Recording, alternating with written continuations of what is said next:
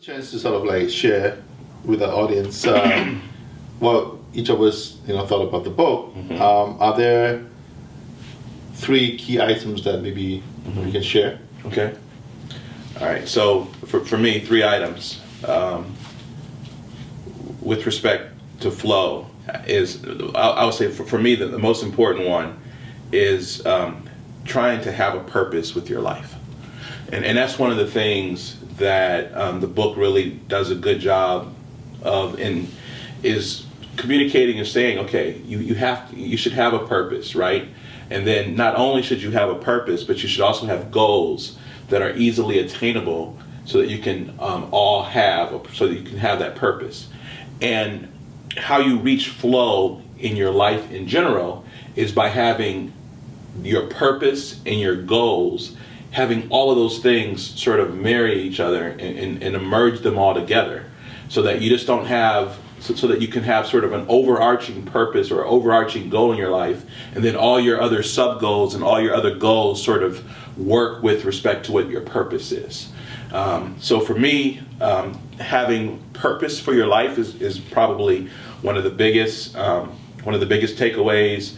Number two is having goals, and having goals that are not only lofty, but also goals that are challenging, goals that are easily attainable, goals that can be reached, right? You don't want the goal to be so far out of the pocket that you can't necessarily get there. You can't reach it. So you want to challenge yourself. You want to push yourself in order to reach those goals. And then in receiving happiness and having happiness in your life, when you have a purpose, when that purpose is facilitated by having goals, then you can always be in a state of happiness, because you're living your life to your purpose. You're setting goals that are easily attainable, that are challenging, that push you, and so it gives you a spirit of meaningfulness. And as you have that spirit of meaningfulness, you have that spirit of happiness.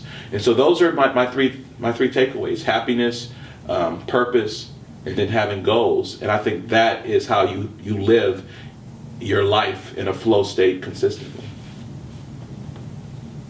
For me, I think very similarly around this holistic view of life.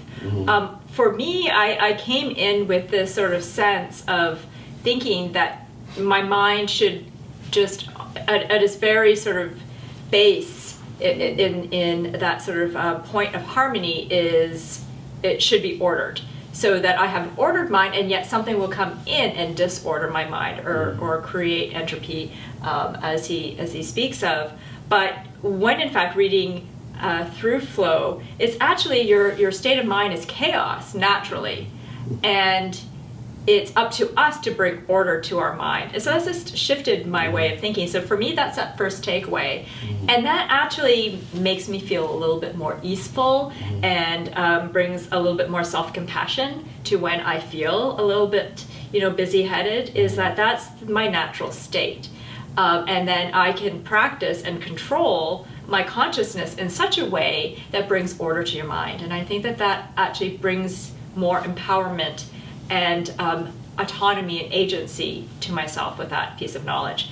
Second is purpose, very much like you mentioned, Edwin, is that a meaningful goal, you should have a meaningful goal in your life around which every other aspect of your life is organized, which is interesting because, again, before I read Flow, I thought of myself as I sit here, myself, in this circle.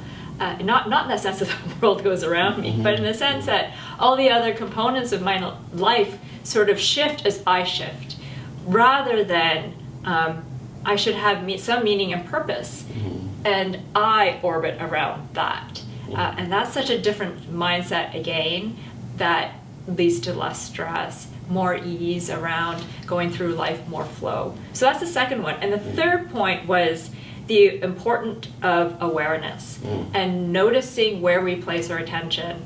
I'm going to go to a reference that's outside this book, but this book reminded me of a neurobiology teacher who said, pay attention to what you're paying attention to. So what fires together, wires together. So if we're ruminating about something negative, that wires together neurologically. Your neurons wire together around that negative thinking, again, which is natural, is part of our amygdala, ancient reptilian brain. But pay attention to that. Am I ruminating about something that's negative? Am I going down that rabbit hole of stress and then in turn amplifying the stress? So this sense of awareness that's spoken of in flow isn't that type of rumination and negativity, but being aware of it and noticing and knowing that you have a choice.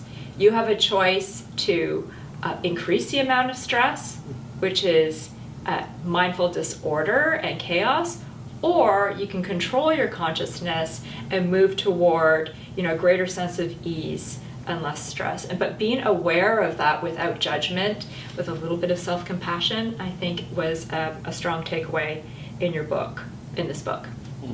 Cool. Yeah, thanks for that. And obviously this is, as we said, it's a dense book, and there's just so much in there.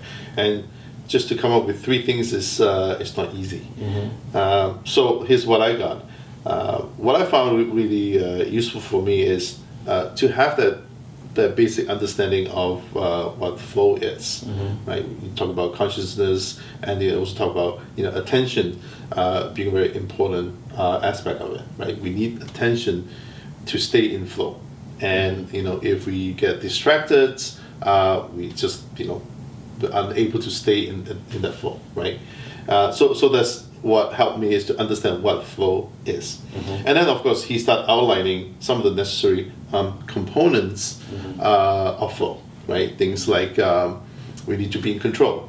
We need to have clarity in terms of what is the goal here for whatever the thing we're doing, and then getting feedback as we progress on it, and then able to continuously up the game, make it a little bit more complex, more interesting, and so on, right? So having that sort of framework will help in a number of things, like how can we get everything that we do into that framework so that we can get into flow in everything that we do, right? And then the last point is that the purpose of the book, I guess, is to say, how do we implement flow? Having that framework, which is great.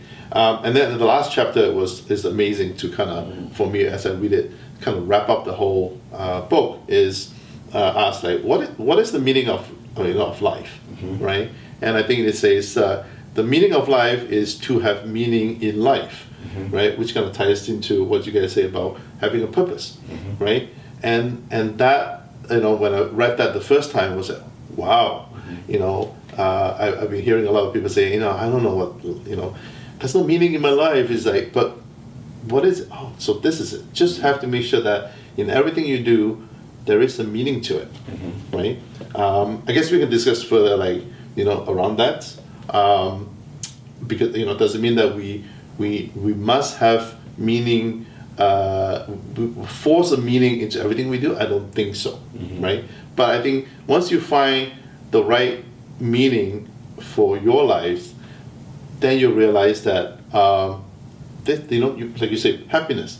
I can then achieve that flow. I can find the happiness that I've been looking for. So, yeah. Overall, I think this is what we found, and we were able to share the 9 takeaways from the book, and each one of us sort of gave a recommendation, and hopefully you guys will find that useful as well. Hey guys, of course we are the M3 Collective. Please don't forget to like, comment, and subscribe. By doing so, you'll receive notification when we drop new videos.